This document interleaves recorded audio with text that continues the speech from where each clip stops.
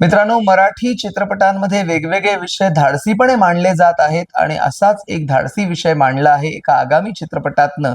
ज्या चित्रपटाचं नाव आहे बाप्या. त्या चित्रपटाचा ट्रेलर नुकताच प्रदर्शित करण्यात आलं.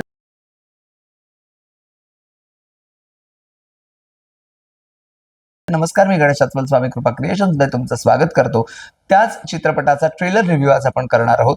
मुख्य म्हणजे चित्रपटाच्या ट्रेलरची सुरुवातच होते की कोकणामध्ये एक चमत्कार झालेला आहे अशी बातमी कोणीतरी न्यूज चॅनलवरती देते आणि डॉक्टर शैलेश या रूपात आलेली आहे. पण त्यामुळे मुख्य म्हणजे त्या नायकाच्या संसारात काय वादळ निर्माण होतं, त्या नायकाचा जो संसार आहे तो संसार टिकून राहतो का तो संसार उद्ध्वस्त होतो, नक्की काय घडतं, हे सगळं या ट्रेलर मधनं आपल्याला थोडं थोडं उलगडतं आणि उत्सुकता वाढते नेमक्या चित्रपटातनं आपल्याला काय बघायला मिळणार आहे. कारण गिरीश कुलकर्णी आपल्याला मुख्य भूमिकेत दिसतात आणि शैलजा आणि शैलेश या भूमिकातनं आपल्याला दिसते ती अभिनेत्री राजश्री देशपांडे.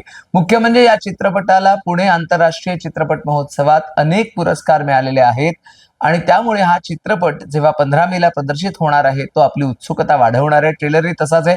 सिनेमॅटोग्राफी उत्तम आहे आणि आपल्याला सिनेमॅटोग्राफीतनं जाणवतं की कोकणातील निसर्गरम्य वातावरणाचं चित्रीकरण आपल्याला बघायला मिळतं. आणि मुख्य म्हणजे मुलाची जी भूमिका केली, तुम्हाला आठवत असेल एप्रिल मे 99 मध्ये ज्या गुणी मुलानं काम केलं होतं, आर्यन मेंगजी त्याचं नाव, त्या आर्यनचीच या चित्रपटामध्ये मुलाची भूमिका आहे. आणि ज्या वेळेला त्याला कळतं की आपली आई ही आता बाप्या झालेली आहे, डॉक्टर शैलेश नावाच्या ती व्यक्तिरेखेत आहे, त्यावेळेला इतर जण त्याची कशी खिल्ली उडवतात ते सुद्धा ट्रेलर मध्ये दाखवण्यात आलेलं आहे. आणि मग त्यावेळेला त्याचं मानसिक स्वास्थ्य डळमळतं. तो आपल्या आईला स्वीकारतो का, किंवा त्याच्या मनात काय वादळ निर्माण होतात, हे सगळं त्या ट्रेलर मधनं आपल्याला उलगडतंय.